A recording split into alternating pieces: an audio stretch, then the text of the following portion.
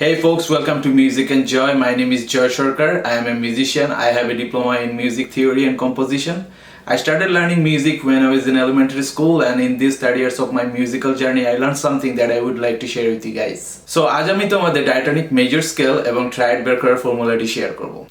অনেক সময় আমরা শার্পকে ফ্ল্যাট এবং ফ্ল্যাটকে শার্প বলে থাকি। আজকের এই ভিডিও থেকে কখন শার্প এবং কখন ফ্ল্যাট বলতে হয় সেই বিষয়টি আমি ক্লিয়ার করব। তবে এই বিষয়টি বুঝতে তোমাদের ভিডিওটি শেষ পর্যন্ত থাকতে হবে।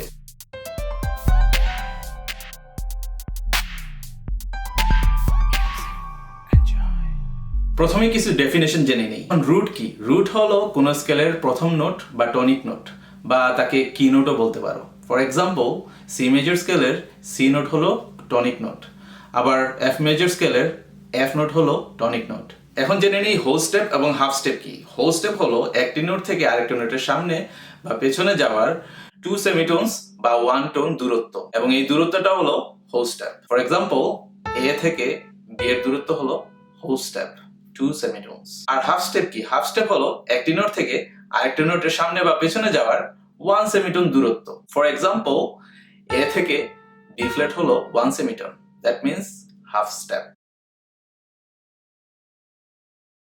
এখন কিভাবে ডায়াটনিক মেজর স্কেলটি বের করা যায় তা দেখে নিই। সো যে নোটের স্কেলটি তুমি বের করতে চাও তাকে প্রথমে রেখে, তার মানে টনিককে প্রথমে রেখে আলফাবেটিক্যাল অর্ডারে সবগুলো লেটারকে ক্রমানুসারে লিখতে হবে। ফর এক্সাম্পল, এখন আমি এফ মেজর স্কেল বের করার জন্য এফ কে প্রথমে রেখে সবগুলো লেটার ক্রমানুসারে লিখে ফেলবো।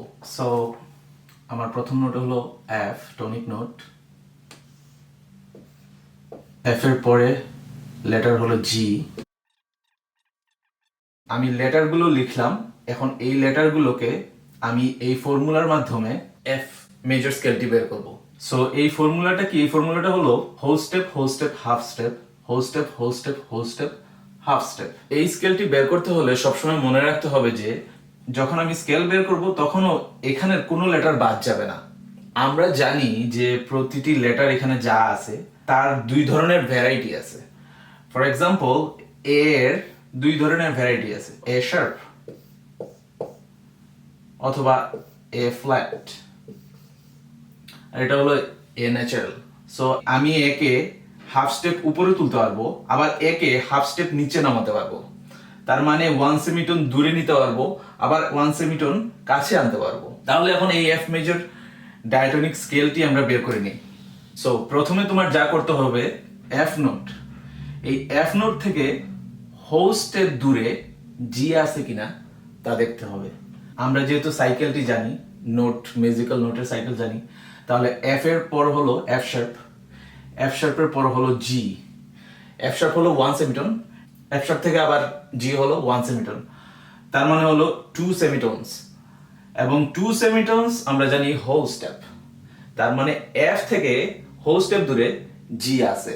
এখন যেহেতু জিটা ঠিক আছে, তাহলে জি থেকে হোল স্টেপ দূরে এ আছে কিনা তা দেখি।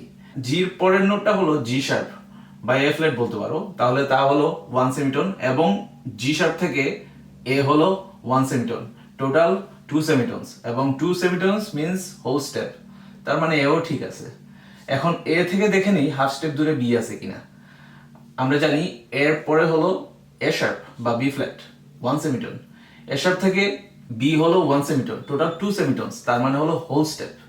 কিন্তু আমাদের দরকার হলো এ থেকে হাফ স্টেপ দূরে বি থাকাটা দরকার। এবং আমি একটু আগে বললাম যে আমি যে কোনো লেটারকে আমি হয় শার্প দিয়ে উপরে তুলতে পারি বা ফ্ল্যাট করে নিচে নামাতে পারি। তো যেহেতু আমাদের হাফ স্টেপ দরকার, তাহলে আমাকে এটাকে নিচে নামানো দরকার। তো নিচে নামাতে হলে কি করতে হবে? ফ্ল্যাট। এ থেকে A sharp, A sharp means B flat 1 semitone, that means half step. তাহলে এখন বি ফ্ল্যাট আমার ঠিক আছে। এখন বি ফ্ল্যাট থেকে দেখবো হোল স্টেপ দূরে সি আছে কিনা। সো বি ফ্ল্যাটের পরের নোটটা কি? বি, 1 সেমিটোন, বি থেকে 1 সেমিটোন সি, টোটাল হোল স্টেপ, তাহলে সি ঠিক আছে।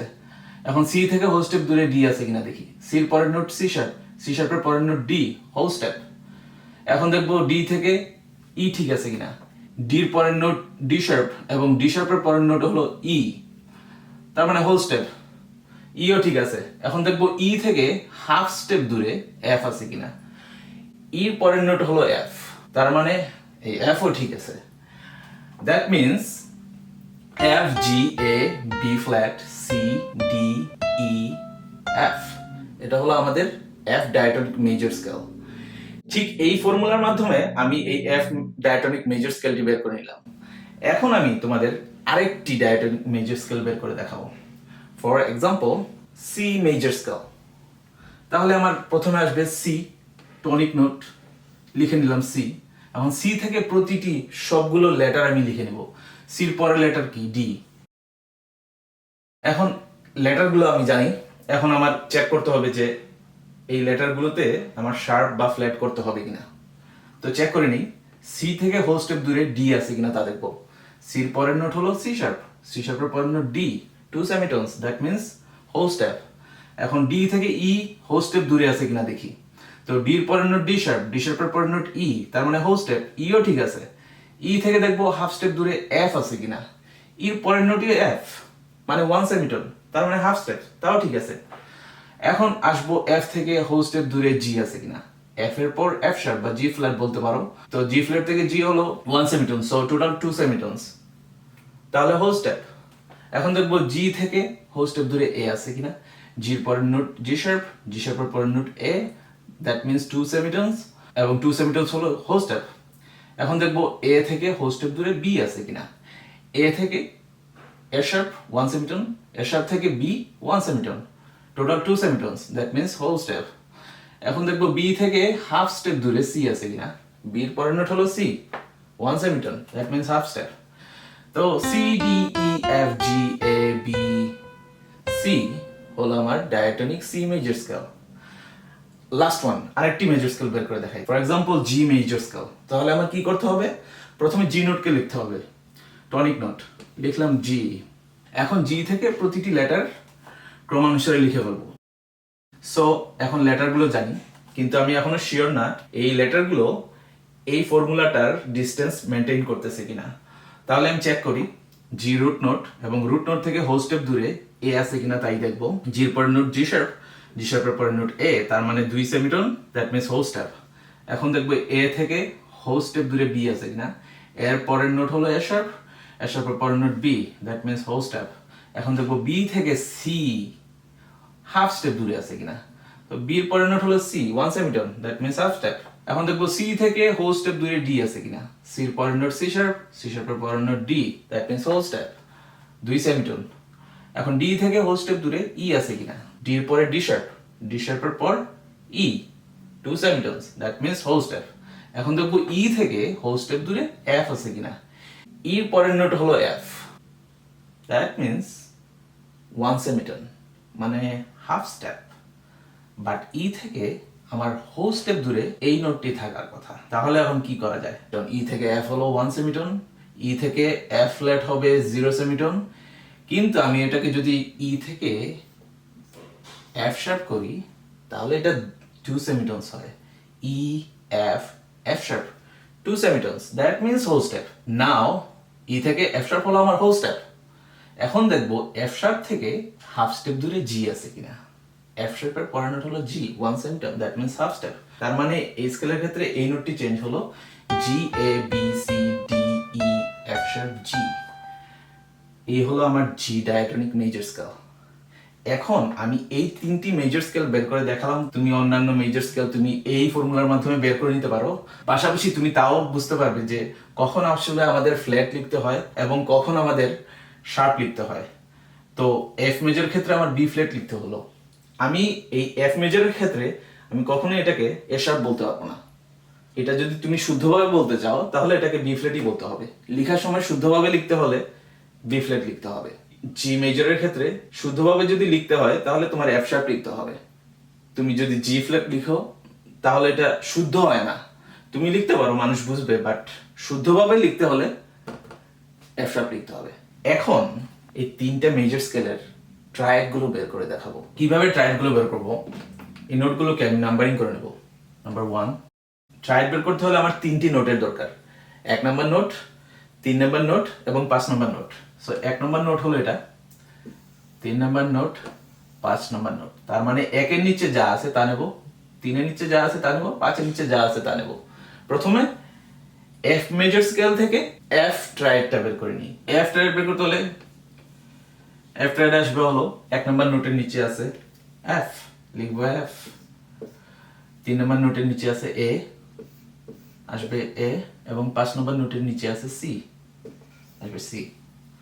That is our F major triad. এই 1-3-5 ফর্মুলাটা আসলে আসতে হলো তোমার major third, minor third distance থেকে, ইন্টারভাল ডিস্টেন্স। এফ থেকে এ এর দূরত্ব হলো মেজর থার্ড ইন্টারভাল, এ থেকে সি এর দূরত্ব হলো মাইনর থার্ড ইন্টারভাল। এখন সি মেজর ট্রায়াডটি বের করি সি মেজর স্কেল থেকে। তো 1 নম্বর নোটের নিচে আছে সি, তাহলে আসবে সি। 3 নম্বরের নিচে আছে ই, এবং 5 নম্বর নোটের নিচে আছে জি, সি ই জি, সি মেজর ট্রায়াড। এখন জি মেজর ট্রায়াডটি বের করে দেখাই। জি মেজর ট্রায়াড 1 নম্বর নোট নিতে হবে, 1 নম্বর নোটের নিচে জি, 3 নম্বর নোটের নিচে বি, এবং 5 নম্বর নোটের নিচে ডি। এই হলো আমাদের জি মেজর ট্রায়াড। যদি তোমাদের এই বিষয়ের উপর আরো কোনো প্রশ্ন থেকে থাকে তাহলে আমাকে কমেন্ট সেকশনে গিয়ে জানাতে পারো। অলসো যদি তোমরা নতুন কোনো বিষয়ের উপর জানতে চাও তাহলে আমাকে কমেন্ট সেকশনে গিয়ে জানাতে পারো as well. I will try to cover that section. মিউজিকে সার্কেল অফ ফিফথ একটা বড় বিষয়। ইন দ্য ফিউচার আমার এই চ্যানেলে সার্কেল অফ ফিফথের উপর অনেকগুলো এপিসোডের একটি সিরিজ থাকবে। That's all for now. যদি আমার লেসনটি তোমার ভালো লাগে, give me a thumbs up and subscribe to my channel. I will see you next time. For now, keep rocking.